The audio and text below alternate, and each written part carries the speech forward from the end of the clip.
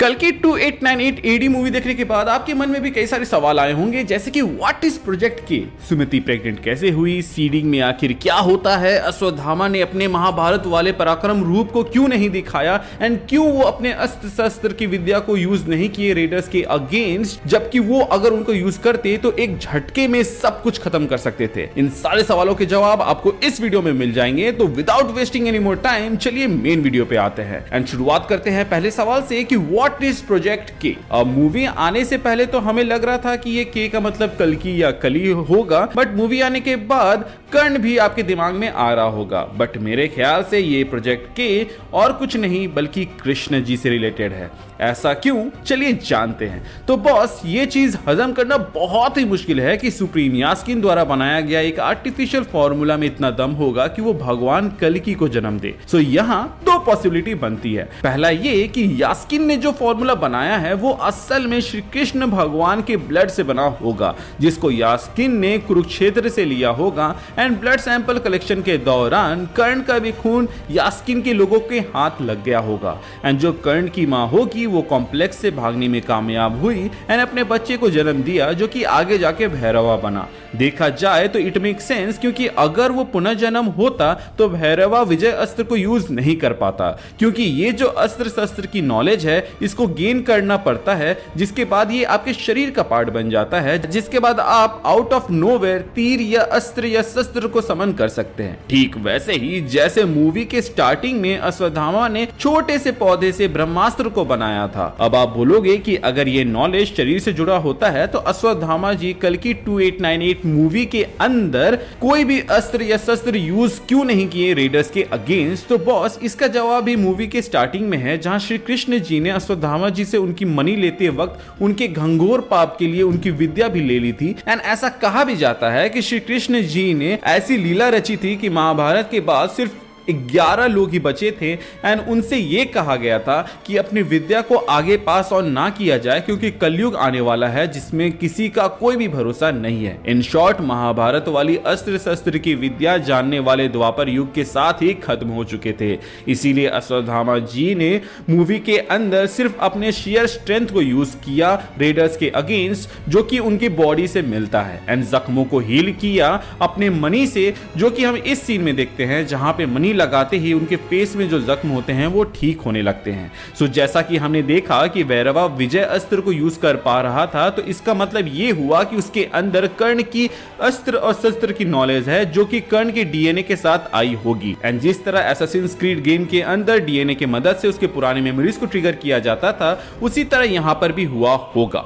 मेरे इस थ्योरी से भैरवा का ओरिजिन तो क्लियर होता है। अब आते हैं श्री कृष्ण पर। तो बॉस, देखा जाए तो भगवान को अपने कोख में वही रख सकती है जो कि चोजन वन होगी, इसीलिए हर फीमेल जो फर्टाइल हो सकती थी उनको कॉम्प्लेक्स ले जाया जाता था, क्योंकि चोजन वन कौन है इसके बारे में किसी को भी नहीं पता था। अब क्योंकि कल्कि भगवान विष्णु जी के अवतार हैं, तो उनका प्रीवियस अवतार यानी कि श्री कृष्ण जी से उनका जन्म हो तो ये एक्सेप्टेबल भी लगता है, रादर देन कि यास्किन के किसी फॉर्मूले से भगवान का जन्म होना, क्योंकि वो हजम करना बहुत ही मुश्किल है, क्योंकि इससे ऐसा लगेगा कि बुराई से अच्छाई का जन्म हुआ। एंड अगर यास्किन ऐसा फॉर्मूला बना सकता है जिससे भगवान का जन्म हो, तो वो कब का खुद को ठीक कर लेता। एंड क्योंकि श्री कृष्ण जी का जो ब्लड मिला था, उससे जो उसने फॉर्मूला बनाया वो उसको डायरेक्टली नहीं ले सकता था, तो उसने इस प्रोजेक्ट के को बनाया, जिसके अंदर वो उस चोजन वन औरत को ढूंढ रहा था जिसके अंदर कल्कि भगवान जन्मेंगे। एंड इसी दरमियान जो भी बच्चा कुछ समय के लिए भी अगर कोख में रह रहा था, तो उससे वो सीरम बना रहे थे जिससे वो कुछ समय के लिए भी खुद को जिंदा रख पाए। वहीं बात करें दूसरे तरीके की, तो बॉस, कल्कि पुराण में बताया गया है कि कल्कि भगवान के पिता का नाम विष्णु यश है, तो एक पॉसिबिलिटी ये हो सकता है कि विष्णु यश जी एज गार्ड या साइंटिस्ट कॉम्प्लेक्स में काम करते होंगे एंड वहीं पर वो बार बार सुमति को नेगेटिव शो कर रहे होंगे ताकि उनको वो सेफ रख सके।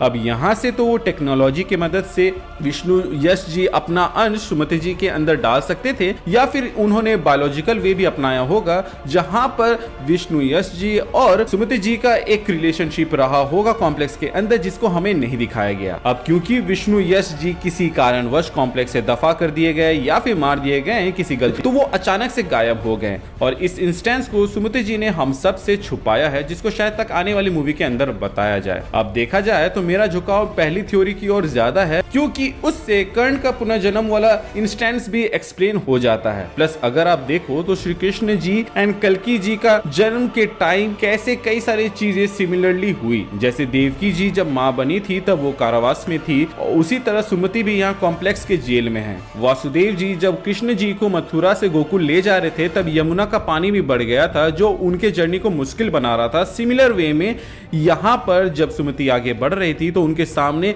ये आग झोंके जा रहे थे, जो कि उनकी जर्नी को भी मुश्किल बना रहा था। दोनों ही केस में नेचुरल एलिमेंट्स की मदद से इस कठिन परिस्थिति को ये दोनों पार करते हैं। एंड अब यहाँ पे कुछ लोग बोल सकते हैं कि श्री कृष्ण जी तो कुरुक्षेत्र में लड़े ही नहीं थे, तो उनका ब्लड कहाँ से निकलेगा एंड कहाँ से किसी को मिलेगा। तो भाई महाभारत से पहले एक ऐसा इंस्टेंस था जहाँ पे कृष्ण जी के पैर में चोट लगा था। ये कहानी है बर्बरिक की, जिन्होंने अपने गुरु को ये वचन दिया था कि वो उस साइड से लड़ेंगे जो कि कमजोर होगा। एंड महाभारत में वो पहले तो पांडव के साइड से लड़ने वाले थे, लेकिन अगर पांडव जीतने लगते तो फिर वो कौरव के साइड चले जाते और इसी तरह वो एक एक दिन अलग अलग टीम से लड़ते, जिसकी वजह से दोनों ही वंश का विनाश हो जाता। जिसको रोकने के लिए कृष्ण जी ने एक लीला रची। उन्होंने बार्बरिक से जाके कहा कि मुझे अपनी क्षमता का प्रदर्शन करके दिखाओ, और उन्होंने एक पेड़ पे जितने भी पत्ते हैं उन पर छेद करने के लिए कहा, जिसमें से एक पत्ता को उन्होंने अपने पैर के नीचे दबा लिया। एंड इसके बाद जब बार्बरिक ने अपने सारे बाण छोड़े तो सारे पत्तों में छेद हो गया, फैक्ट उसमें भी जो कि श्री कृष्ण जी के पैर के नीचे था। एंड क्योंकि रास्ते में श्री कृष्ण जी का पैर आ रहा था तो उसको भी वो तीर छेद कर देता है। सो यहाँ पर श्री कृष्ण जी चोटिल होते हैं तो यहाँ से उनका ब्लड मिल सकता है। अब अगर हम इस इंस्टेंस को भी साइड कर दें तो जब श्री कृष्ण जी का देह त्यागने का समय आया था तो उनके पैर में एक शिकारी ने तीर से छेद कर दिया था एंड वहां से तो ब्लड मिल ही सकता है। इसके अलावा एक और इंस्टेंस जो मुझे याद आ रहा है वो ये है कि श्री कृष्ण जी के हाथ में कट आ गया था, तो द्रौपदी जी ने अपने कपड़े को फाड़ कर दिया था और उससे हाथ बांधा था, तो वहां से भी ब्लड मिल सकता है। सो देखा जाए तो रैंडम जगह से भी ब्लड मिल सकता है, जैसा उनको अपनी कहानी में दिखाने का मन हो वैसे दिखा सकता है। ठीक वैसे ही जैसे गांधीव को दिखा दिया गया कि एक डेजर्ट में कहीं पे मिल गया। खैर ये सब तो मेरे थ्योरीज थे, आपका क्या कहना है इस पर आप हमें जरूर बताइएगा। प्लस कईयों का ऐसा भी मानना है कि यास्कीन और कोई नहीं बल्कि विष्णु यश जी हैं, क्योंकि कल्कि पुराण में कल्कि भगवान के पिता विष्णु यश होंगे। एंड इफ यू नोटिस दोनों के नाम में यश है।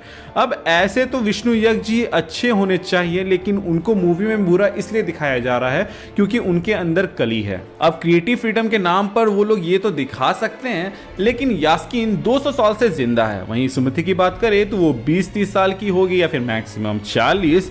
तो ये जो एज गैप देख के मुझे थोड़ा सा ऑड लग रहा है, इसलिए मुझे ये थ्योरी उतना जमा नहीं। बाकी आपका क्या कहना है आप हमें कमेंट सेक्शन में जरूर बताइएगा।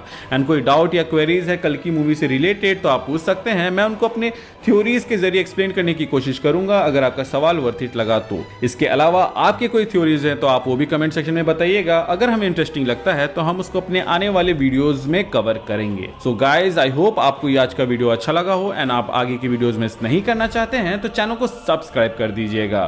Thank you for watching this video and stay hydrated by drinking water.